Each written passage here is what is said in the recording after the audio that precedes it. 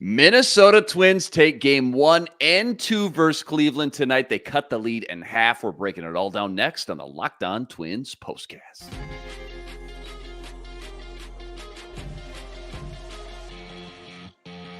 You are Locked On Twins postcast, part of Locked On Minnesota on the Locked On Podcast Network.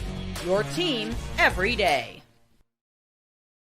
What's up? What's up? Back in the lab, back at it. Another Minnesota Twins postcast episode right here on the Locked On Sports Minnesota Network. Your team every day. You got myself, Luke Inman, at Luke_Spinman. That's the man, CJ Baumgartner, Twins expert over at Zone Coverage MN. Give him a follow. He's on X at BaumCJ30. CJ, dude, I'm still buzzing. Twins just took both games versus Cleveland in this doubleheader. How huge was that just for their morale and psyche now with two more to play on Saturday and Sunday? I mean, first of all, I'm on after a win, which is super nice. That hasn't happened in a while. Feels weird. I like it, though. Second we'll roll with it. Second of all, it's just more of like, I was talking with a couple Twins fans this morning, and the vibe after the Ryan stuff and like the Brock Stewart injury news and all that, and losing 2 to the Cubs, it just felt so deflating. In this big series coming up, you're short-staffed. You feel like, uh-oh, here we go. We could get buried.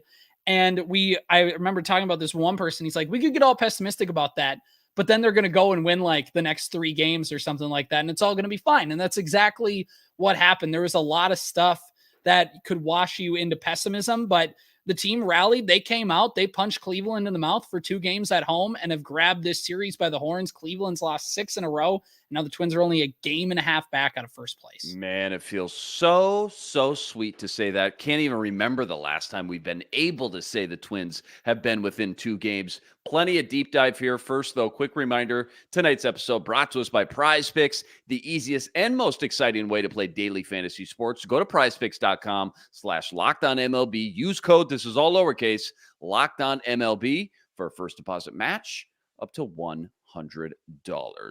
Okay, quick little recap, rapid fire. We'll get into the nuts and bolts. But yeah, you're right. This is the series we've kind of all been waiting for. Arguably, you can make a case, biggest series left on the docket, 4 with Cleveland, all at home, in the backyard, at Target Field. They haven't beaten this team all season long, and they need every single game here in the worst way possible if they're actually going to make a play, if they're going to get hot and try to go on a run for this division title. So doubleheader today, game 1, Bailey over, puts the team on his back, 9 Ks, 0 earned runs, couple homers, one by Santana, one by Jeffers. That was just enough. Twins take game 1, 4-2. And with Ober on the mound, you just wanted to win game 1. At least that's kind of how I felt going into the day. Just want to win game 1 with your stud, Bailey Ober. Needed that first one. Game 2 with Louis Varland on the mound. Kind of anything can happen. You win game 1, though, you're kind of playing with house money.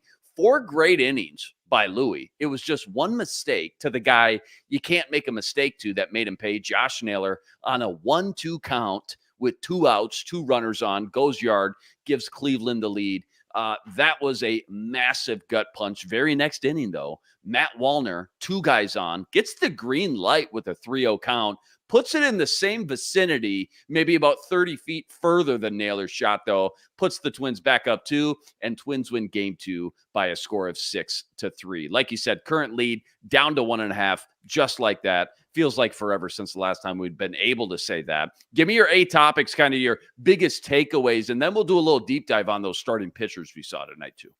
Yeah, I think they mentioned on the Apple TV broadcast that the Twins were like a half game out of first place in like late May or maybe early May, somewhere in the month of May, and they haven't been this close since. So that was, it's really, really important. And for this team to sweep the doubleheader, that's the A topic. Not only, like you said, you won game 1, you won the Bailey Ober start, which was important. You needed to win that game. You needed to throw everything at them. They used Alcala, Jax, Duran. Rocco went with everybody to make sure they held on and win that game.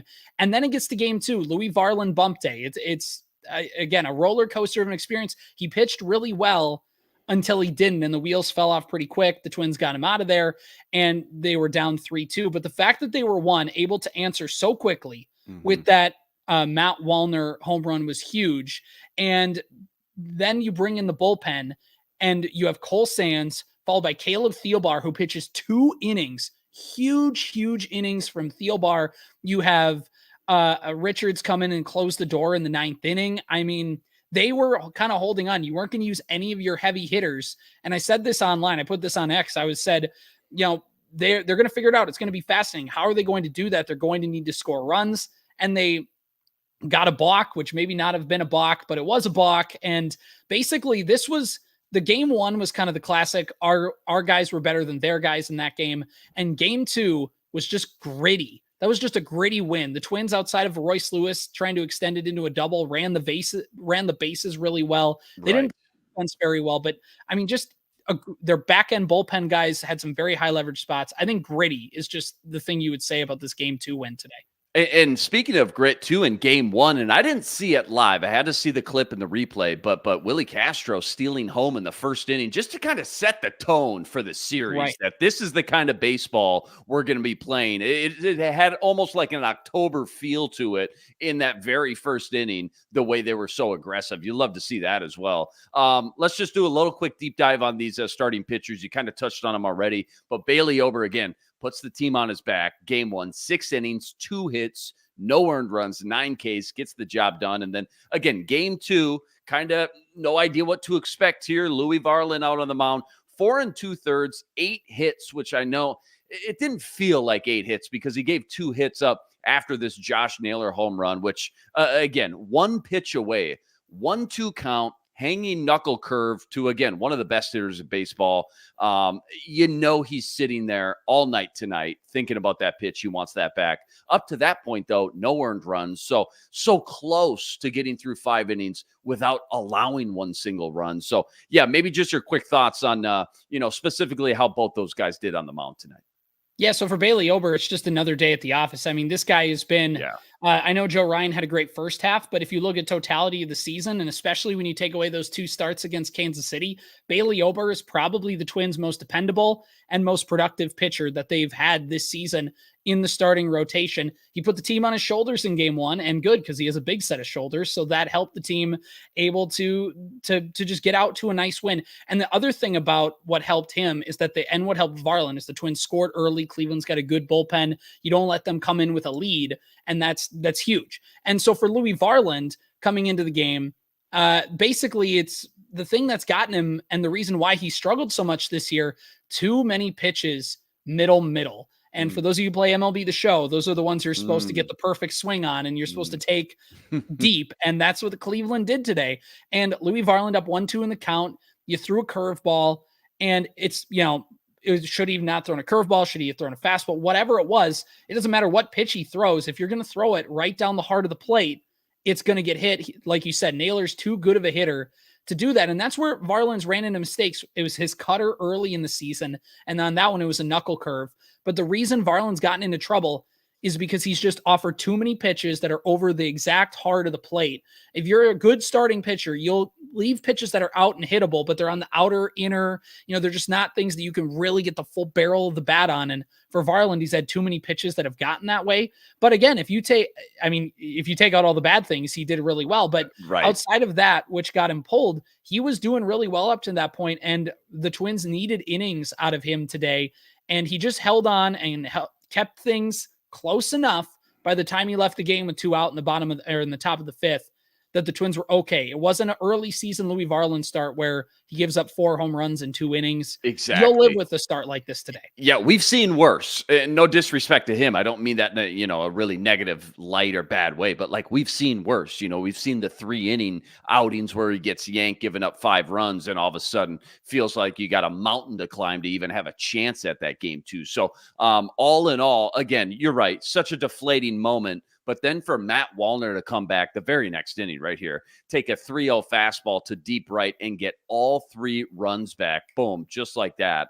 What a moment. What a game. What an atmosphere. What more can you really say about this dude as well, Matt Wallner? Ever since he got called back up, really not by choice either, kind of by default. Remember, they just needed a warm body at that time. He has made the most of this second chance kind of at life up in the bigs. And he's been, for all intents and purposes, a huge part of their success at the plate. Has he not this last 2 months or so?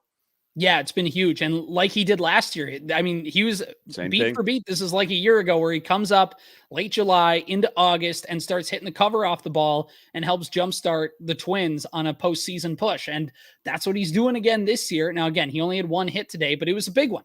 3-run home run, immediately answers back.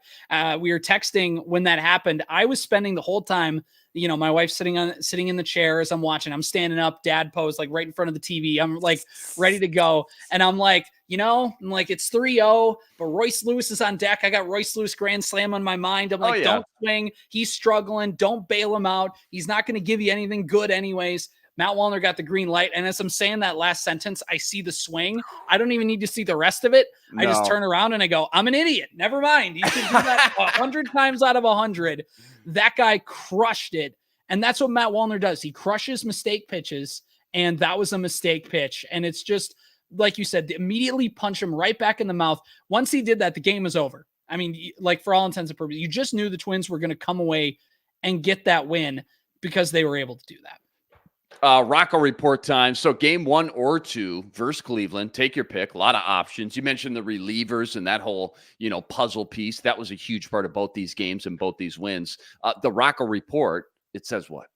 Well, because things worked out perfectly, it's going to say pretty well because Rocco, I think in game 1, you did need to throw the kitchen sink at the Guardians. You did need to throw that first part of the bullpen. You needed to throw all your A guys who were ahead. You knew you had a good chance to win that game. And if you win game 1, you were okay with splitting game 2, come back Saturday, Sunday, and try and win the series. That I think was okay. And then for him to come in and allow Thielbar to go a second inning, really not by choice, but just to have that happen and for things to work out like that, it's important. The other thing is Byron Buxton. I would have liked to see him try and make that start in the second game, but I think Rocco's like, again, you win game 1 and you have that house money. So it's, let's let Byron sit for the second game and we're ready to go Saturday, Sunday. And Byron Buxton comes in the 9th inning, defensive substitution. Margot gets pushed to left, I think.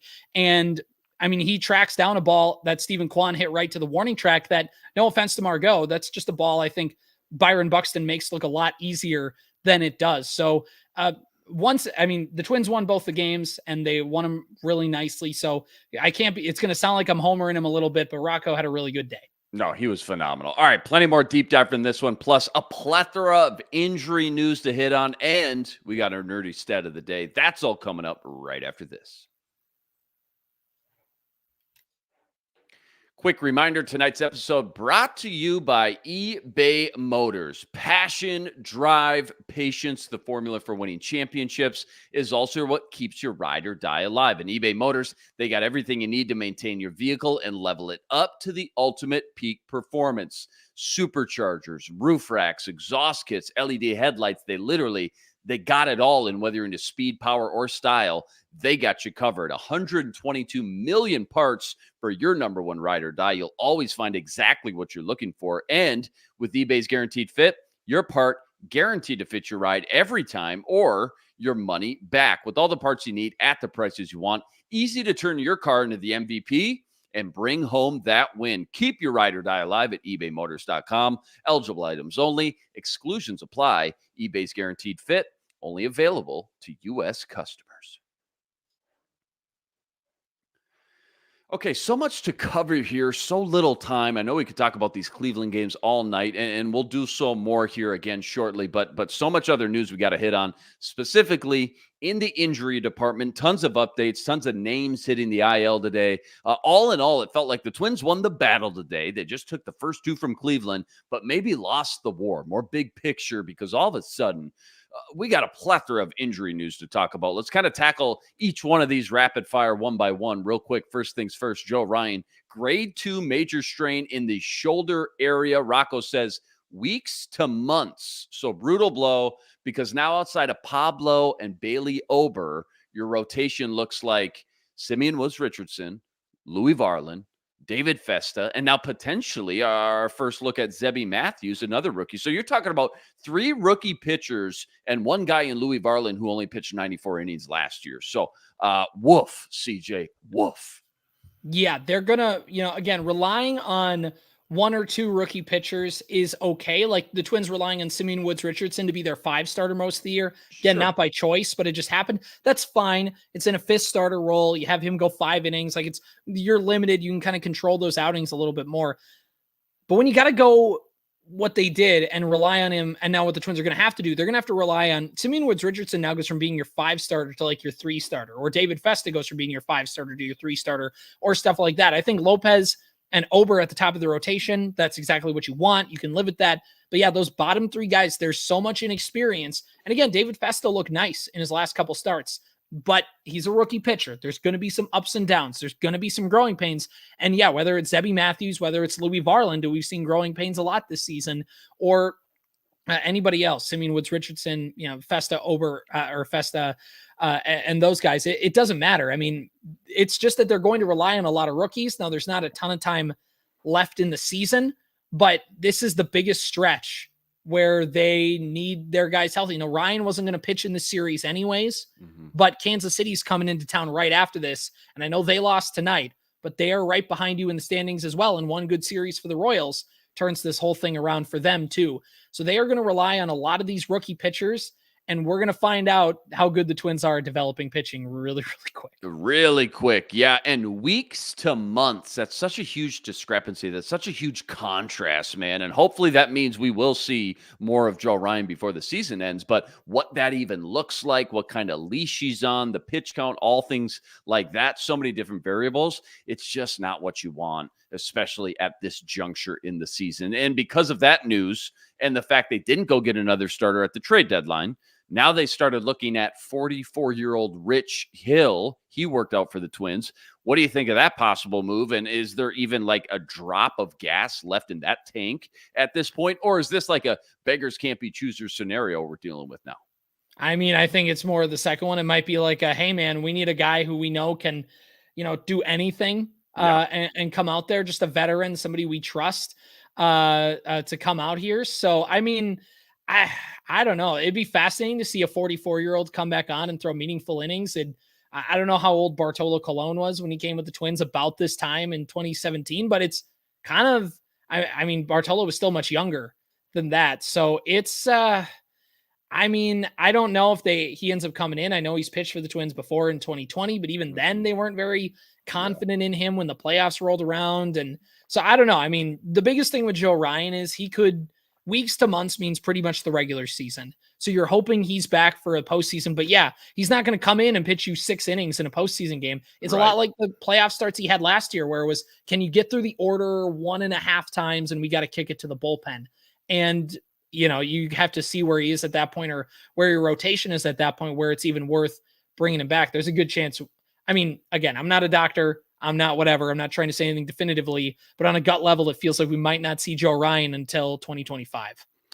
Dr. CJ Baumgartner, you heard it here first, right here, MD. A couple more we got to hit on. Brock Stewart, toast for the year. He's having surgery, 5 to 6 month timetable on that one. Tough loss there, obviously.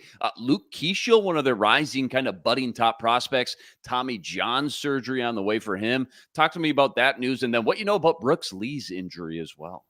Yeah, Brooks Lee, from what it sounded like Rocco was saying, is he just didn't feel right throwing and had pain from his shoulder and doing some workouts. They're just going to rest him. Not ideal, but at least Kyle Farmer comes back. So you have an MLB ready player. I know it's still, it's a downgrade in terms of potential because we know what Kyle Farmer is, but Brooks Lee's been struggling a little bit, maybe because he's hurt. So gives him time to kind of rest and get back healthy. But with Keeschel, he gets Tommy John surgery, which for a position player, not as bad. I mean, he was able to they knew he needed Tommy John surgery all season long. It was just a matter of when. Got it. So I think, he played really well this season, and they knew he wasn't going to get to the big leagues anyways. And so I think by giving him this, it gives him an opportunity to rehab and be ready. I mean, it's like Shohei Ohtani needed Tommy John surgery, but he can still hit with it. So he was still out there. It's kind of that similar situation. So he's going to get the surgery and come back and be ready for spring training. And it's essentially that. So, it sounds worse than what it is. Being a position player, the ramp up time isn't as bad compared to a pitcher. So that also is not good in the moment, but also long-term, it's not a death sentence or anything. And I'm just looking, you mentioned they brought up Kyle Farmer. They brought up his second player as well, Scott Blewett, which is not a great name if you're a pitcher. Wait a minute. I'm not saying that right. There's no way that's his last name. I mean, Blewett? I've never, maybe it's pronounced something differently. In my mind, it's Blewett, which is somebody pointed this out to me earlier, which was well, the Twins did have Grant Balfour at some point in the organization, which also isn't a great name to have for a pitcher. Not what you want either. Okay, fair enough. Oh, one more real quick. I know Falvey talked to the media today, about all this stuff before game one earlier this afternoon. I know he mentioned Carlos Correa, kind of his timetable, his eventual return. Where are we at with that whole situation? Yeah, I think they're hoping he comes back soon from what I've heard and read from people who are on the ground and doing all this stuff. I think basically it sounds like he's going to go on a little rehab stint and kind of get himself back in, make sure he's up to snuff, and then come back for the Twins because Carlos Correa, I mean, Willie Castro's done a nice job holding down the fort, but he even saw with a little bit of play at shortstop today. And just throughout the last couple of weeks, Brooks Lee's been fine. Other people have stepped in, done a good job considering the circumstances, but ain't nobody plays shortstop like Carlos Correa. And to get him back in the lineup would be huge. But last year, Carlos Correa played great defense. The real thing is Carlos Correa needs to come back and hit.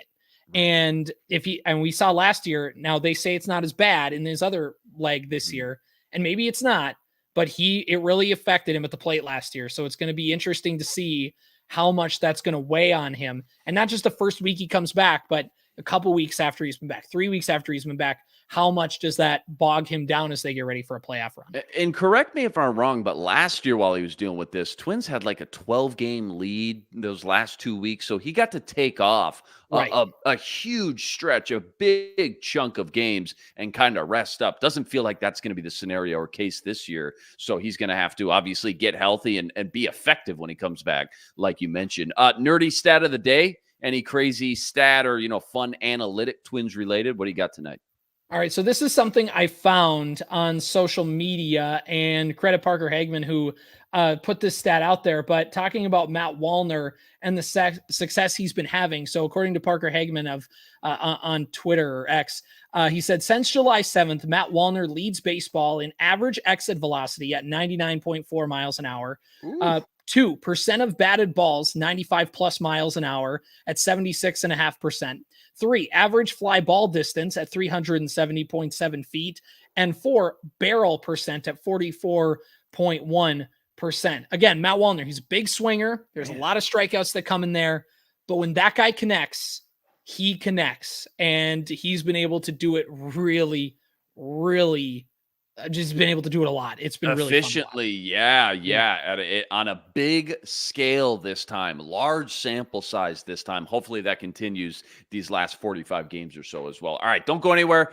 Previewing game 3 tomorrow, Simeon Woods Richardson on the mound and what that all looks like. That's all coming up right after this.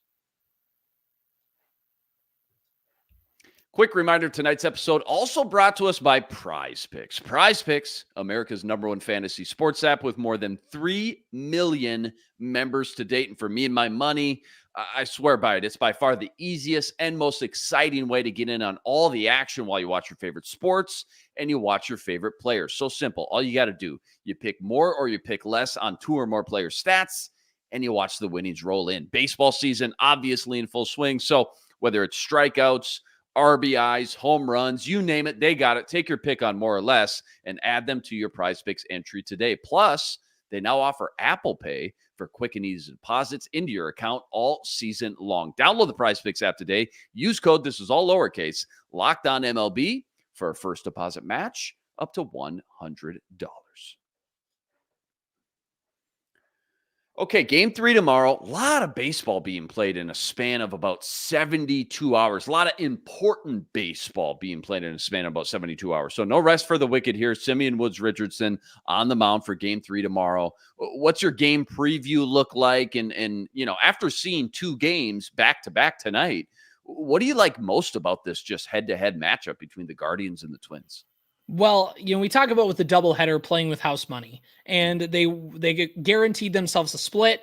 So cool. They came out and tried to win game 2, but I think if they lost game 2, I think you'd be like, it's all right. You split. Now come up with these next 2 games. Well, now apply that logic to the whole series. The worst case scenario is Cleveland comes in here, takes 3 out of 4, gets 2 more games up on you in the division, and you're done. Focus on the wild card. Now you're playing with house money this series. The worst you can do is a split and come away dead even, and you're still 3.5 games out. and you have one more series with Cleveland. Like, it's still within striking distance. You're playing with house money now. You're just in such a good spot. No matter, it'll be deflating if they lose the next two. But in the big picture of this series, if you would say, hey, the Twins split, you go, all right, I don't love it, but I don't hate it. And we can fight another day. And that's where they're at. And for Simeon Woods Richardson, the bullpen will be a little down still. Again, everybody got used in the doubleheader. So Rocco, maybe if the Twins are in a good position, I think, or even really as long as they're winning by about the fifth, the sixth inning, I think there's a chance we see Simeon Woods Richardson get extended, not because the confidence meter is like up, but just because it's like, man, if we can squeeze one inning out of you to try and help the bullpen, because after this 4-game series, 3 straight games against Kansas City. So you're trying not to burn anybody if you can help it. So I think if Simeon Woods Richardson can look competent, he'll be able to pitch in his 6th and maybe even 7th inning if things go right. But it's all dependent on the Twins being able to score and give them that run support too. Yeah. What are the biggest challenges coming off a doubleheader, playing the very next day? Like, seeing them burn through all those relievers is kind of wild to watch. And I'm kind of curious what that looks like tomorrow and Sunday then. But, I know Cleveland's saying and thinking the same thing too on their side of things.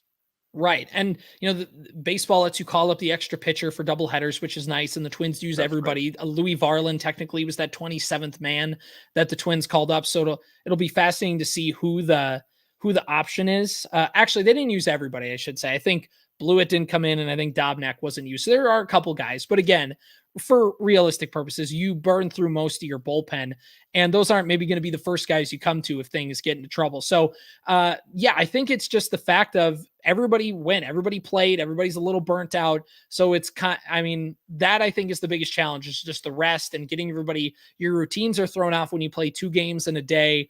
So it'll be fascinating to see. I can't remember if it's a day game or a night game, or I believe it's a night game. It's a 6:10 start. Yeah. So it gives pitch, yeah. If they go that into a day game, it's a little more frustrating. But I think basically it's just more on management and how you manage the bullpen throughout the next couple days. Because if you're the Twins, you're in a great spot. If you can maybe chase that starter early tomorrow, then all of a sudden, or either you chase the starter early and you get to keep burning through a Cleveland bullpen that's good, and burning through them makes them weak enough where you can get a punch on them, or they have to leave a starter in the game like Stephen Vogt had to do with Cleveland tonight. They had to let Alex Cobb pitch a little bit longer than they probably would have let him, because it's game 2 of a doubleheader, and it allowed Wallner to get ahead in the count and get a cookie over the middle.